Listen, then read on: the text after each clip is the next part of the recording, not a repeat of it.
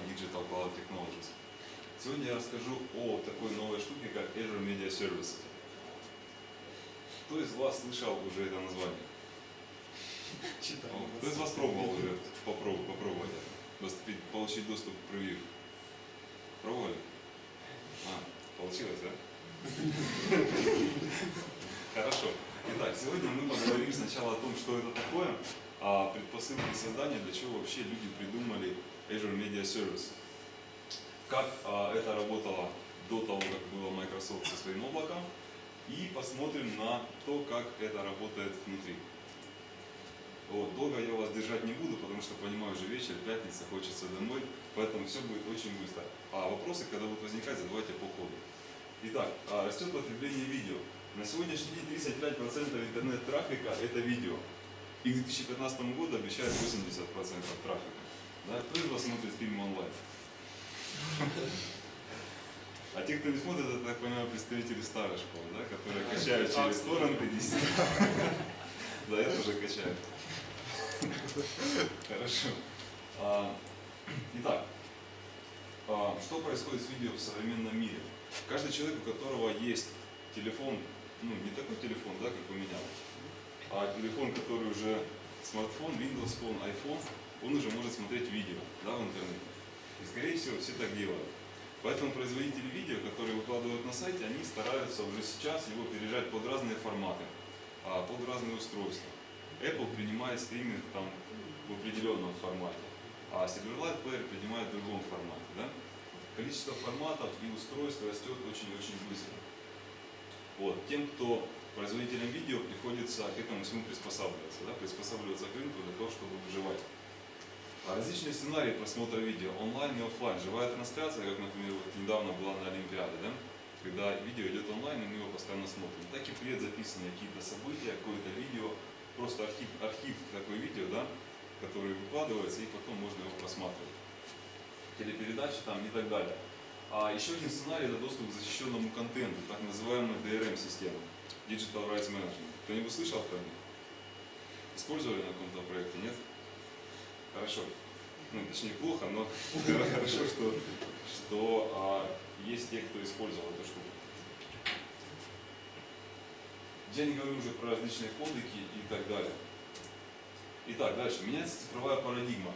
От того, что видео находится на компьютере у пользователей, они им обмениваются, они копируют, передают друг другу, качают, до того, что они смотрят видео онлайн с различных серверов или даже из облаков. Как это работало раньше, да, до Azure Media Services? Для того, чтобы организовать трансляцию какого-то ивента или даже сделать on-demand трансляцию, предзаписать видео и потом показать пользователям, мы делали следующую штуку. Нам нужна была камера, вот как сейчас. Да?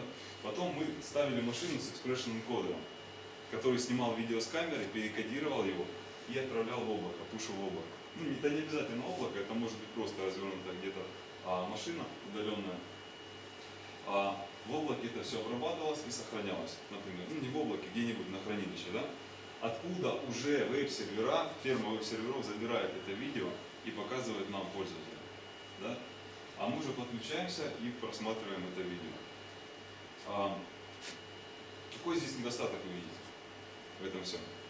Долго сильно. Вот, правильно. Это слишком долго, это слишком затратно, да? Например, вот так, если взять ту же Олимпиаду. Олимпиада идет всего сколько месяцев, да? Меньше. Вот. Проводится раз в 4 года.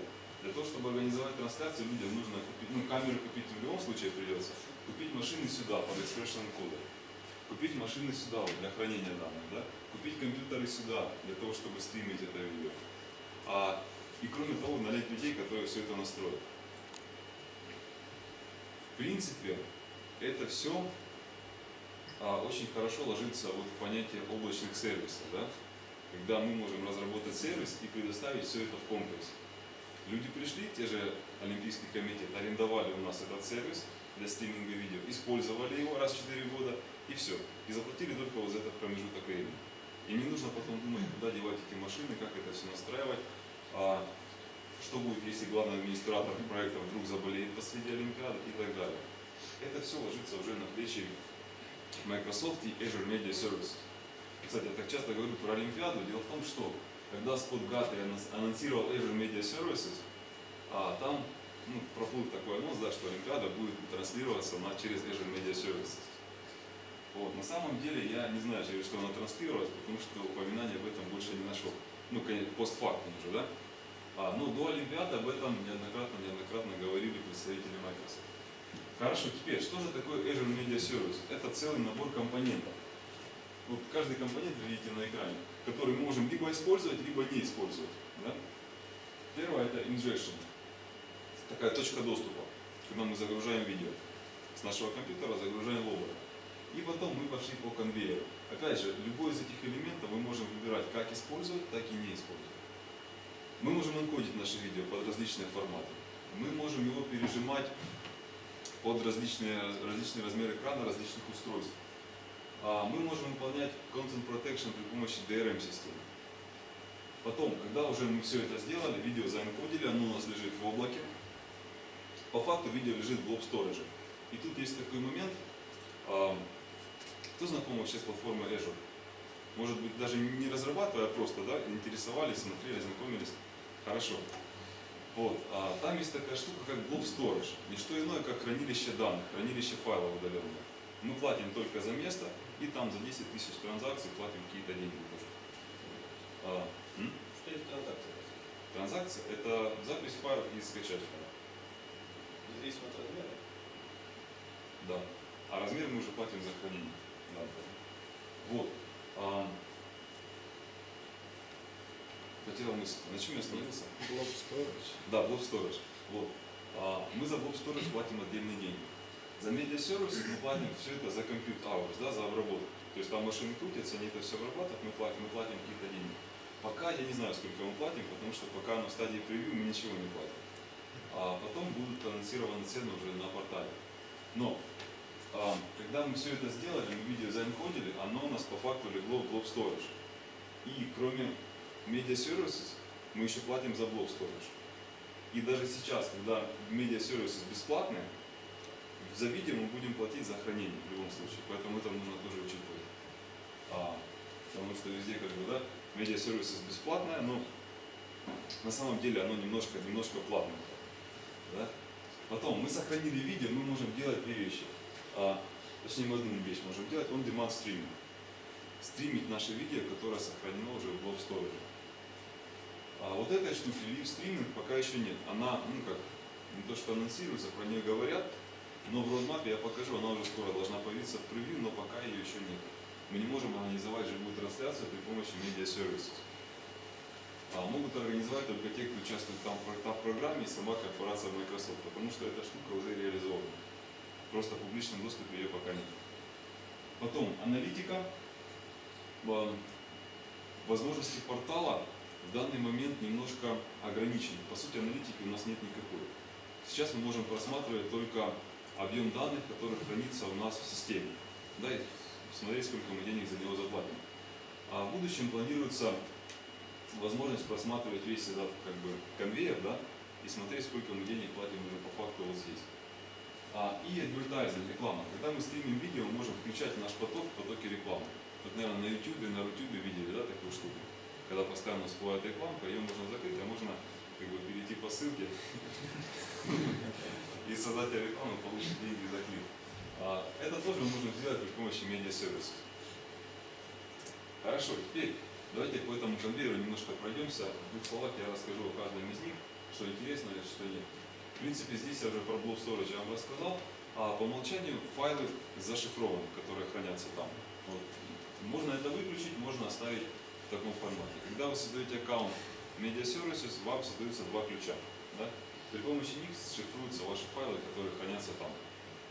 Вот. Дальше. Encoding и формат conversion. Сейчас там используется движок Expression Encoder 4. То есть то же самое, что мы можем сделать на локальном компьютере, только это все уже в облаке. Да? Поддержка различных форматов и файлов. Вот по ссылочке из презентации мы можем посмотреть, какие форматы файлов поддерживаются.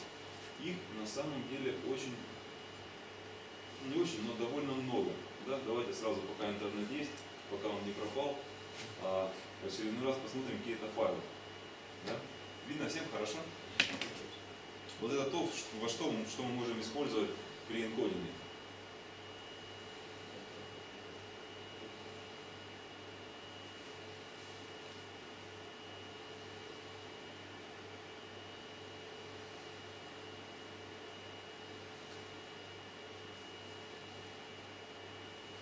Кроме того, давайте я сейчас еще верну презентацию немножко на пару слайдов назад. Да? Смотрите, что еще предлагает Microsoft Media Services? Каждый из этих компонентов разработан корпорацией Microsoft. Да? Они умеют что-то делать. Но количество форматов растет очень быстро. И как бы, даже если они будут очень сильно стараться, не факт, что они очень быстро будут покрывать все эти возможности. И есть же сторонние компании, которые уже там разработали какие-то энкодеры, какие-то свои программы DRM и так далее. Их Microsoft тоже не хочет просто так вот убивать и выводить из рынка. Поэтому каждый из этих компонентов вполне заменяем на аналог этих компаний. Сейчас я поясню. Вот эти штуки называются медиапроцессорами, да? Encoding, формат conversion, content protection. И можно подменить этот медиапроцессор другой реализации от third-party компании. Да? Таким образом, Windows Azure Media Services здесь два варианта использования. Первый вариант — это когда мы используем их как сервисы для построения наших решений. Второй вариант — когда мы пишем свои медиапроцессоры и продаем их через Windows Azure Data Market. Вот. В данный момент уже существует, там на сайте описано несколько таких вот вариантов использования. Хорошо. Content Protection.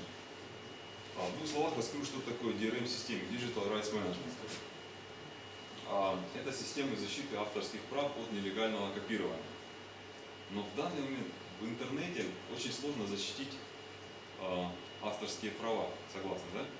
Потому что разница от нелегального копирования, да, до просмотра видео, что по сути является тоже копированием, практически нет. DRM-системы, DRM-системы это такой комплекс, когда собираются компании, производители видео, производители различных устройств и обсуждают, как они это сделали. Например, DVD-диск с фильмом вшивается подпись. И создатели аппаратных устройств, Sony, Panasonic и так далее, они обсуждают и вшивают в свои устройства такую проверку, которая проверяет этот код. Да? И не дает потом, когда скопировали этот фильм, нет этого кода, он просто не проиграется. Но проблема в том, что проблема вообще всех DRM-систем в том, что нельзя собрать все фирмы, чтобы они договорились и сделали такие устройства. Все равно оно будет проигрываться на каком-то другом устройстве. И найдутся умники, которые вырежут подпись или еще что-нибудь сделают. Вот. Теперь это решение от Microsoft. Один из стандартов DRM, Microsoft PlayReady, который есть в Azure Media Services. Мы можем не использовать Azure Media Services, Content Protection, мы можем развернуть сами вот такую вот штуку. Мы можем скачать там SDK, установить packaging сервер, который будет для каждого видео, он будет отправлять. Так, здесь плохо, наверное, видно, да? Это distribution сервер, вверху listen сервер, посередине domain контроллер. Вот, packaging сервер отправляет видео сюда, лицензию для него он отправляет туда. Устройство, которое поддерживает PlayReady, допустим, какой-то плеер Microsoft Zoom, да? Оно перед тем, как проиграть музыку, или фильм, оно пойдет и проверит лицензию на том сервере. Вот. Если все окей, то все окей. Потом еще есть у PlayReady такая штука, как usage data. На отдельный сервер отправляются данные о том, сколько раз проиграно данное видео или данная песня. Это нужно для того, чтобы потом, для того, чтобы автор этого видео получил какие-то деньги, да, за свою работу, а не просто так. Это все пропало. Это один из вариантов DRM-системы, называется Microsoft PlayReady. Вот. Следующая вещь, on-demand streaming. Здесь красивый плеер со smooth стримингом. Все, наверное, видели эту картинку или презентацию. Сергей Лутай делал презентацию на Онете по smooth стримингу. Показывал вот такую штуку. Когда видео у нас записано, мы можем запроцессить его в формат smooth стриминга. В этом случае наше видео разбивается на несколько файлов с разным разрешением. и в зависимости от ширины нашего канала нам отдается тот или иной файл. Ну и по ходу нашей работы, например, канал становится уже, нам отдается видео с меньшим разрешением для того, чтобы у нас все шло и не тормозило, да, видео. Если у нас канал увеличивается, например, Wi-Fi, мы отходим, легко подходим к точке доступа, то мы видим лучшую картинку, лучшее видео. То, что я говорил, лив-стриминга пока сейчас у нас нет. Мы не можем организовать прямую трансляцию. Можем только записать видео, положить его в систему и потом сделать стриминг. Аналитика. Ну, больше аналитики я на портале не нашел. Мы можем посмотреть только, сколько места занимают наших медиафайлов. Хорошо, какие сценарии использования медиасервиса?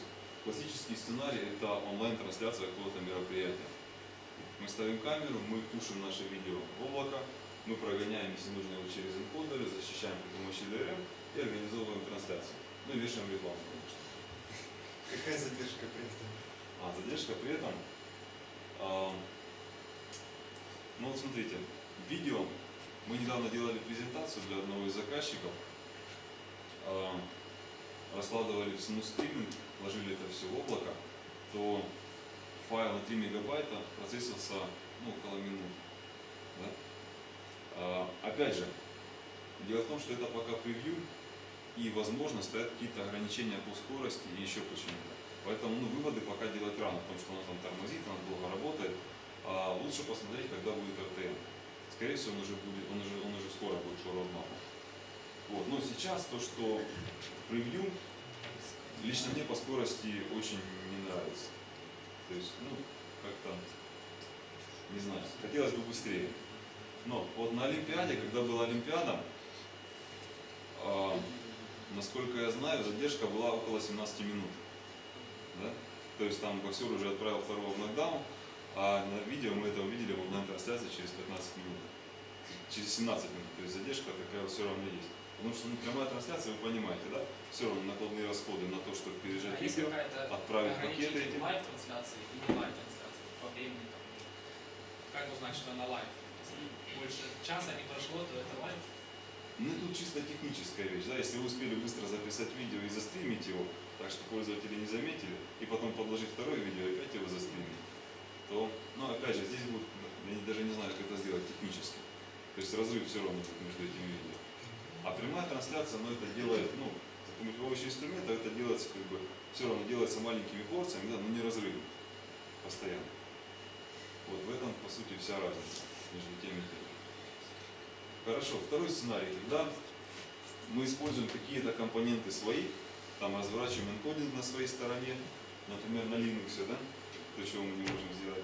Здесь делаем Content Protection при помощи своих же инструментов, развернув свою DRM. И используем некоторые вещи, например, только стриминг из облака. Кидаем туда уже файлы, которые готовы для стриминга. И аналитику, например, делаем тоже свою. И третий сценарий, когда нам нужно делать это все для различных устройств, показывать видео. Для консолей Xbox, для телевизоров, для мобильных телефонов и так далее. И теперь давайте перед тем, как перейти к API, какие вопросы есть по Azure Media Services? Можно знать, на котором первый оранжевый облачко? Самый первый? Да, самый первый.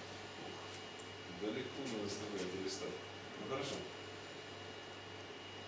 Такой? То есть, да, мы говорили о том, что изначально мы не знаем, во-первых, нам нужно несколько серверов. Первый сервер используя после, как он называется? Нижний Expression Encoder. Да, он остается или нет? При Media Services? Да. Нет. Мы можем его Кто заменить выполняет его роль? Да. энкодинг. Media Мы процесс. сразу видим, да?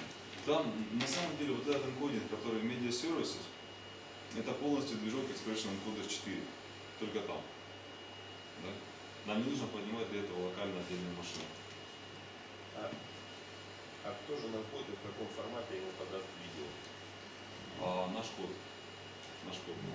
Но все равно кто-то должен упаковать первичную картинку с камеры. То, что было там Expression блочок, он все равно должен выполняться не здесь, не в Azure Media Service. Правда? Другое дело, что сейчас видеокамеры позволяют... Но они же эти IP-камеры, они сразу уже выдают поток. Выдают поток, да. Ну, то есть не любая видеокамера, скорее всего, будет работать с этой системой. Ну смотрите, вот такой вариант прямо с камеры снять, я такого сценария пока не нашел. Да? Есть сценарий только через, при помощи программного кода туда отправить видео. Можно не запаковывать, можно большое видео отправить, а там уже его перегнать. Второй момент, можно еще? Давай. Вот опять предыдущий слайд. Мне понравился. Вот мы говорим о том, что здесь какое-то количество неизвестных серверов, говорит о том, что их нужно покупать. На сегодняшний день... Вот здесь? Да. На сегодняшний день хостинг провайдеры отлично сдают в аренду и сервера, и VPS, и так далее. Тут, наверное, в чем-то другом прелесть, а не в аренде. Правильно? Ну, вы забегаете немножко вперед. Ну, как сказать, да, но я об этом не буду говорить сейчас. Да? Давайте скажу потом. Прелесть, скорее всего, в том, что там программно поддерживается весь цикл вот, обработки видео, наверное, в этом, наверное. Ладно, давайте я сейчас скажу. Нет, там прелесть не в этом. Смотрите, прелесть в том, что сколько вам нужно серверов для того, чтобы поддерживать трансляцию чемпионата мира по футболу? Вот. Azure Media Services делает такую штуку. Вот эти сервера называются термином Origin Servers. И по мере того, сколько пользователей подключается к трансляции, автоматом поднимаются новые машины. Но пока неизвестна точно монетизация, точнее сколько это все стоит, и можно ли как-то вот это все ограничить. Потому что там нехорошие пользователи, да, начнут гонять нас минуса при наших трансляциях. Вот, но, да, вот это вот плюс. Да. Еще какие-то вопросы по этой части? Нет, да? Хорошо, тогда переходим к программной реализации и к использованию Media Services уже в программном коде.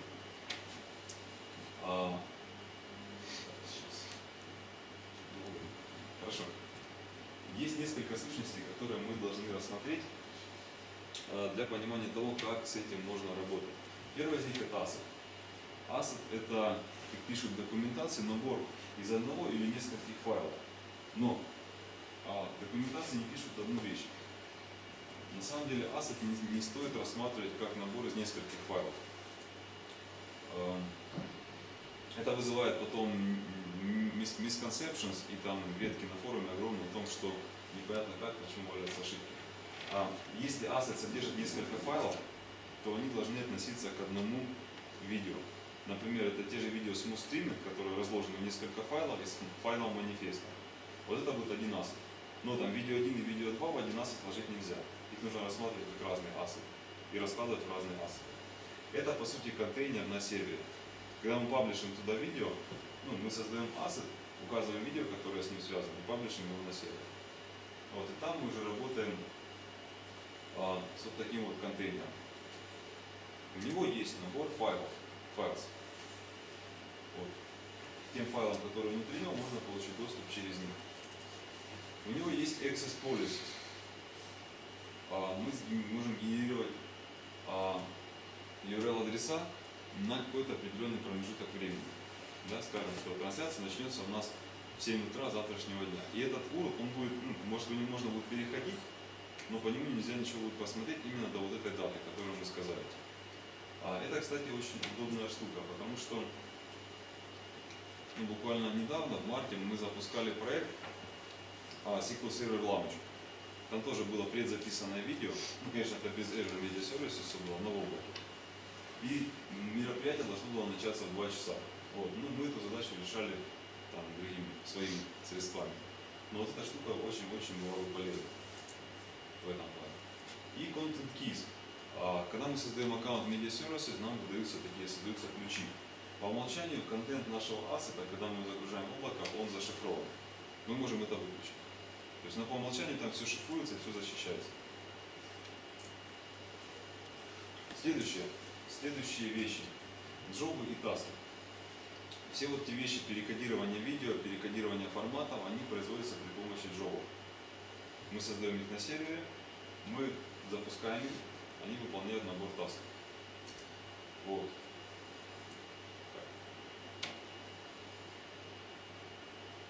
Каждый, ну, вот, например, один джоб может соответствовать одному видео, а таски могут перегонять в различные форматы. Да, таск соответствует определенному медиапроцессору и выполняет определенную работу. А в данном API, ну вот сейчас, я говорю сейчас, когда я говорю про API, я говорю именно про .NET обертку над рестовским API. Не очень хорошо сделана обработка ошибок, и понять проблему, почему что-то не работает, сейчас практически невозможно. Вот. У джоба есть таски, у таска есть свойство error details, это единственное, что мне удалось найти. И в error details, например, такое сообщение, что медиапроцессор failed, operation cancelled, и все. То есть никакого exception, никаких деталей. А джоб, когда крутится, единственное, что мы можем сделать, проверить его state. У него может быть state running, finishing, queued и error. Да? Вот state error и вот такое вот сообщение об ошибке в таске. Насчет остального, я так предполагаю, нужно писать команде разработки, для того, чтобы понять, что работает, что нет. Вот. Это такой неприятный момент. Дальше, темплейты именно в .NET SDK пока сейчас их нет. Они есть в REST API, мы можем напрямую дернуть. Это все, но в SDK его нет. REST API для всех платформ. Клиентские библиотеки сейчас есть только для .NET. В дальнейшем планируется сделать для Java, PHP, Node.js в следующем релизе. И теперь давайте посмотрим демонстрацию.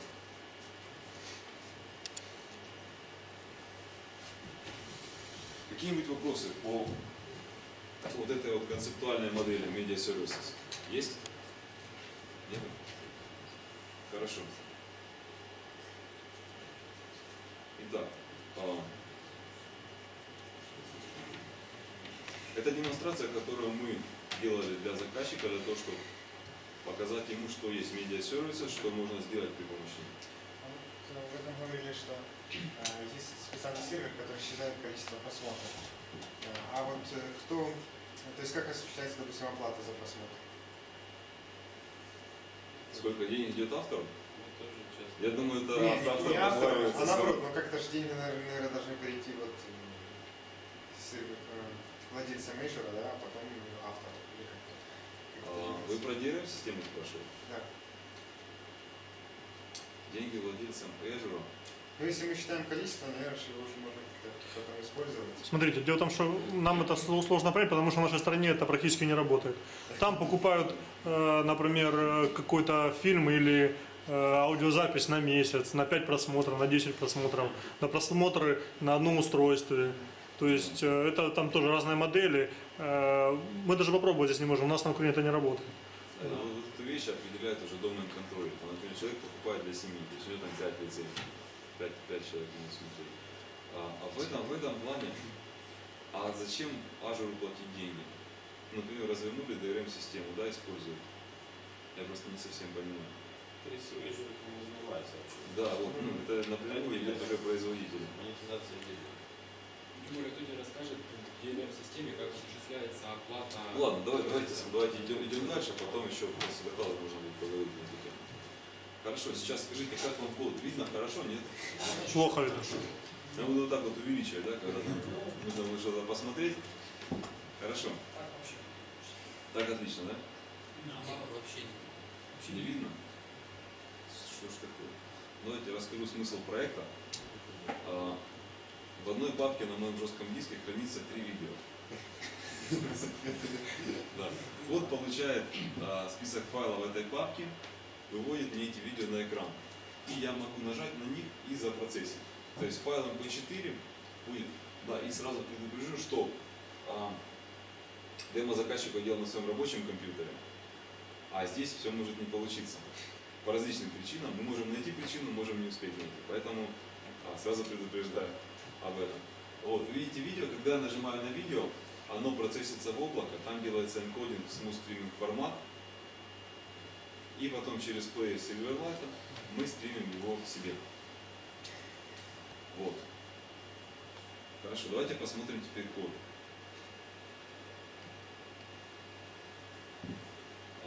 Вот код моего контроллера, который подгружает сначала все файлы.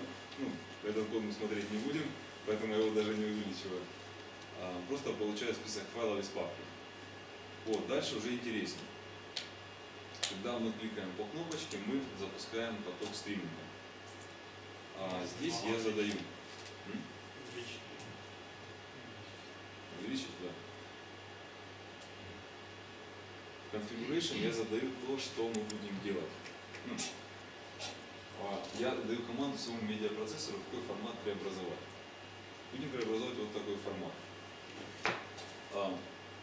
H264 это MPEG 4 пар 10 стандарт. И Smooth Streaming это, то есть все понятно, это и Smooth Streaming Windows Phone 7. Windows Phone 7. Хорошо. Теперь дальше. Я инициализирую класс Smooth Streaming. Так. Вот он такой немножко большой. Медиапроцессор name. Я указываю Windows Media Encoder. Сейчас я покажу. На самом деле это просто строковые литералы, я их собрал в структуру для того, чтобы удобнее было с ними работать.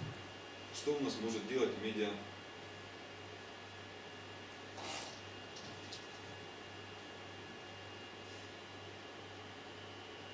Так. Да. Что у нас может делать медиа-сервисы сейчас в плане вот этого конвейера? Может называться Windows Azure Media Encoder. В данном случае я формирую файлы для Smooth Streaming тоже при помощи Windows Azure Media Encoder. Хотя, казалось бы, логично использовать MP4 to Smooth Streaming Task, да? Но она не работает. Мы получаем ошибку и как бы не получаем ничего. Ну а при помощи энкодера все работает отлично. Вот, Play Ready Protection Task, то, о чем я говорил, это DRM Play Ready Microsoft'овская. Smooth Streams to HLS Task. Это позволяет перегонять файлы с формат Smooth Streaming Microsoft'овского в Apple формат HTTP Live Streaming. Storage Decryption позволяет нам работать с зашифрованными данными. Хорошо, здесь я использую Windows Azure Media Encoder. Когда я вызываю процесс, потом я вызываю процесс. И здесь в первую очередь я создаю asset. Опять же, такая штука в SDK.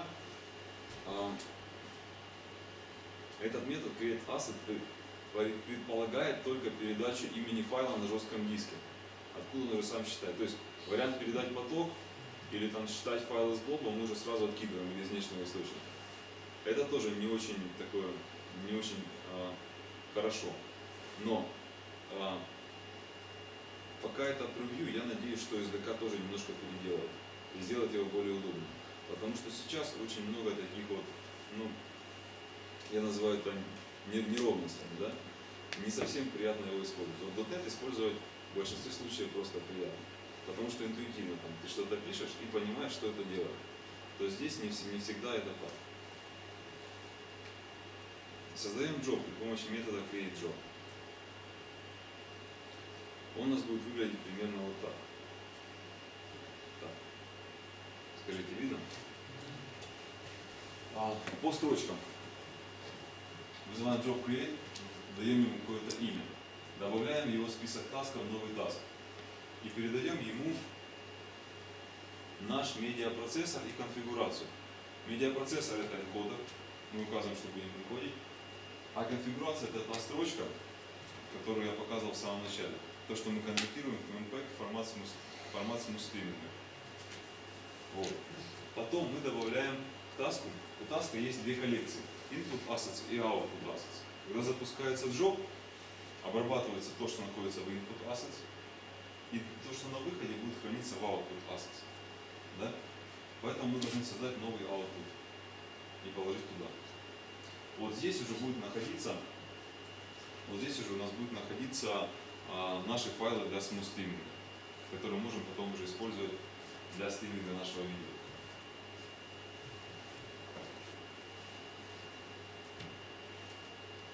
После того, как мы его создали, мы его исполняем. Да? делаем execute job.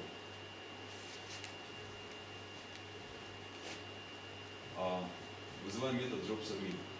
Вот здесь мы можем проверять на то, что job выполняется, и на то, что он закончился или вывалился с ошибкой.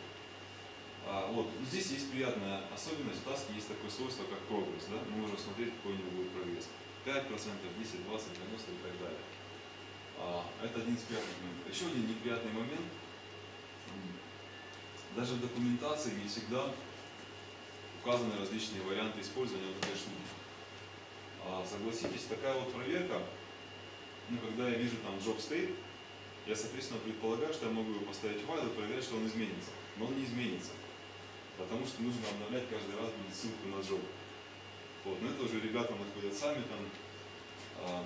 Они молодцы, что пишут об этом на форумах, на блогах и так далее. Вот. Поэтому тут тоже нужно быть внимательным с этим всем. Хорошо, в принципе, вот это то, что мы будем сейчас смотреть, после чего, давайте последний. После того, как мы исполнили job, мы должны получить ссылку на нашу трансляцию. Да? Делаем это при помощи следующего кода. Вначале мы выделяем из всех файлов, да, вот. После того, как job выполнился, мы передаем, мы работаем с output media, с ассетом output, откуда мы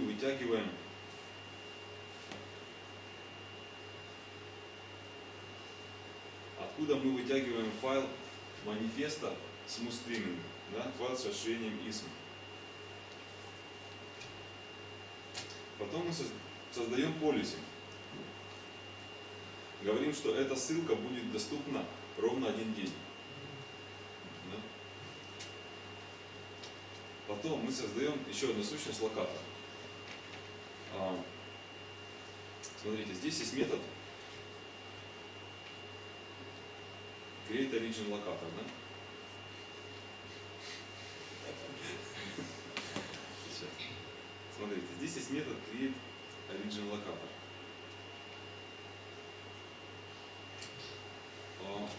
Есть два вида локаторов.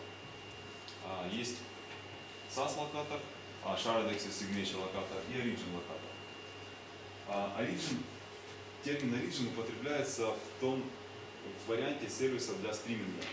То, о чем я говорю, которые поднимаются автоматом, при расширении аудитории. Да? Это так называемые Origin сервера. Этот термин нужен для трансляции видео.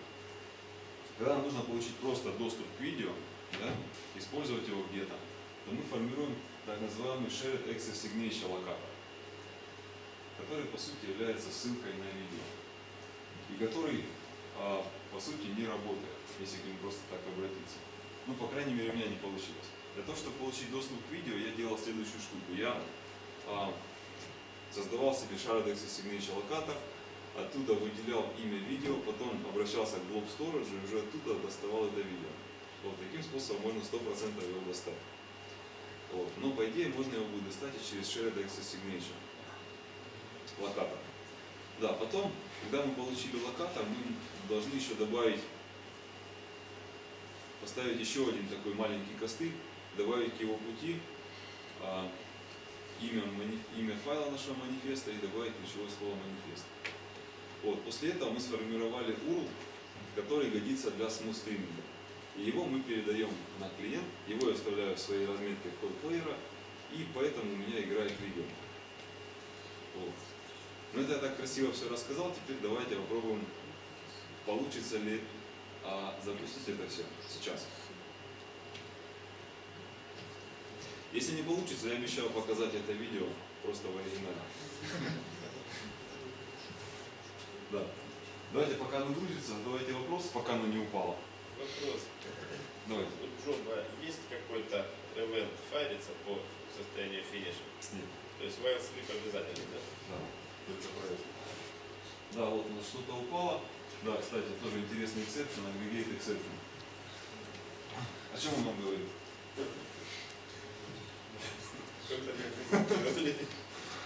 Что-то там не подходило. Ну хорошо. Давайте теперь посмотрим файл. Вот я покажу, что он действительно есть. Да?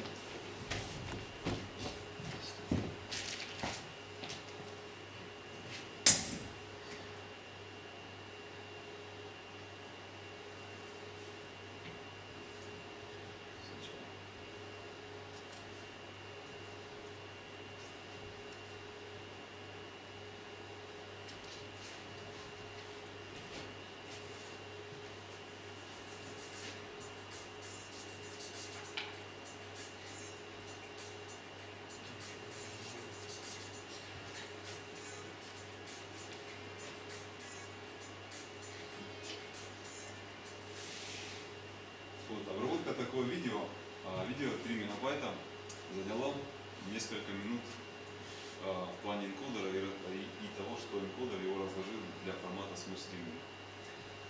В дальнейшем, я думаю, что это все поменяется, это будет работать быстрее. Нельзя же все-таки Олимпиаду решили пустить на Media Services. Хорошо, на этом, нет, на этом я все-таки доклад не закончу, еще буквально пару минут еще я вас помучаю. Покажу roadmap. Началось это, как видите, еще в декабре 2011 года, но тогда об этом еще никто ничего не знал. Лично я узнал об этом весной, где-то март, апрель, да, уже начали приходить такие потенциальные заказчики, да, и рассказывать, что хотят проект на Media Services, хотя его вообще в принципе нигде нет. Вот, но в мае появилось превью. То, что мы сейчас видим, это майское превью.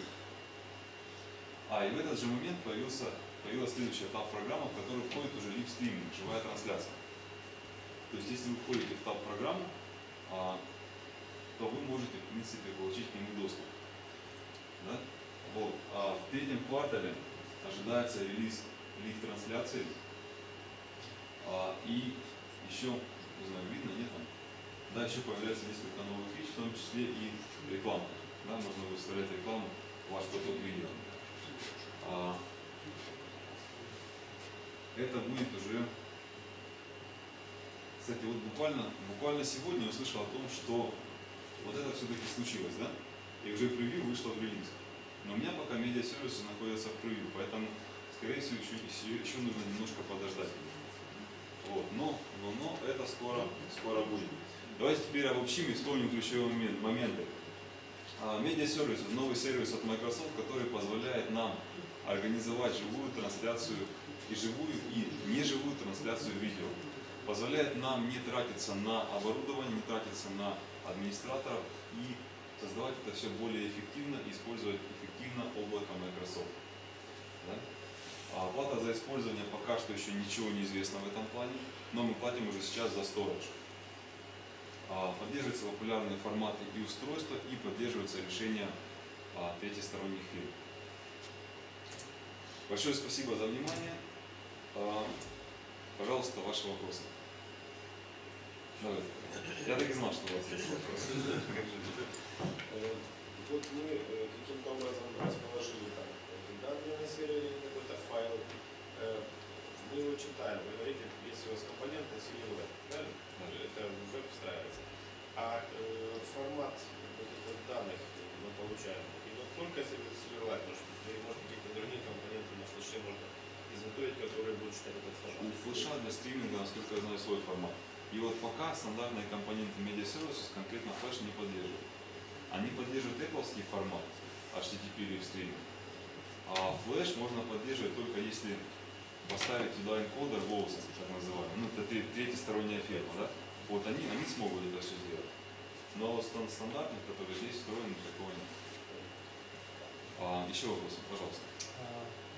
Как это будет система? Я понимаю, если storage, что от этого можно легко уйти, например, там, более какой-то дешевый на тот же SkyDrive майкрософтский или на Amazon. Это просто фактически инструмент мгновенного декодирования и складывания с какими-то ключами, которые позволяют, с ключами или без них, в общий доступ или в приватный, куда ты настроишь. Да. То есть, если девелопер пишет складировать это в конце на Amazon, или в другой, ну, в удаленный компьютер. Ну, смотрите. В зависимости от архитектуры, то есть может быть какие-то там при перекодировке, если это большой поток или много людей, там какие-то shadow сервисы, да, вот. Точно я вам не скажу, но скорее всего это возможно, потому что, по крайней мере, Тогда это не новая идея, это как бы реализация, наверное, более мощных. вот смотрите, во-первых, сейчас это реализовано при помощи различных CDN, можно подключать CDN разные, а сейчас поддерживается Akamai, насколько я знаю. А во-вторых, преимущество в плане того, что это все в комплексе, и это все работает в облаке, да? То есть мы платим за то, что используем. Нам нужно, например, на один день какую-то трансляцию, да, какой-то ивент. Мы купили медиасервисы, заплатили и все. Завтра мы уже не пользуемся. А если нам нужно разворачивать решение на постоянной основе, там, например, телеканал, да, то имеет смысл потратиться уже на железки и на людей, которые это все будут администрировать. Опять же, есть пиковые нагрузки, когда мы не знаем, например, трансляция Да, Кличкова. вот именно. Да, Вот, поэтому- ну, вот сценарий, который мы обсуждали, да? Когда мы не знаем, сколько серверов нам нужно поставить для того, чтобы все работало. Можно поставить 1 000 000 серверов, но на самом деле будет использоваться 5. Можно поставить 5, и там будет как трансляция Кличкова, да? Ну, механизм Будет не все-таки всё хорошо. проблемы, да, и решает. То есть сам определяет количество. Да, это сервис, который решает проблемы. Пожалуйста. А Amazon предоставляет что-то типа такого сервиса? Не слышал. Нет? Не слышал. Они открыли просто, они свое облако подняли пораньше, нежели Microsoft. Вот, возможно, есть.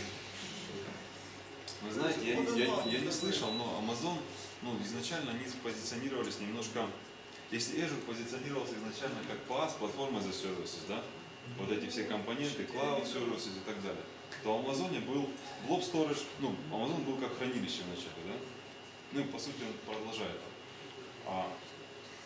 А какие сервисы в Amazon есть, кроме хранилища? Я просто на вскидку Там сервисов очень много, медиасервиса пока нету. Есть сторонние решения, которые на базе Амазона можно использовать. У Амазона нет медиасервиса, вот так вот. ответ. Там же хранилище в основном в Amazon. Там куча всего, там их вот открываешь, там они добавляются постоянно, но медиасервиса пока нету. Меня сервиса пока нет. Хорошо. Давайте, если еще есть вопросы, то обсудим здесь уже лично, чтобы всех не держать. Хорошего всем вечера, всем спасибо.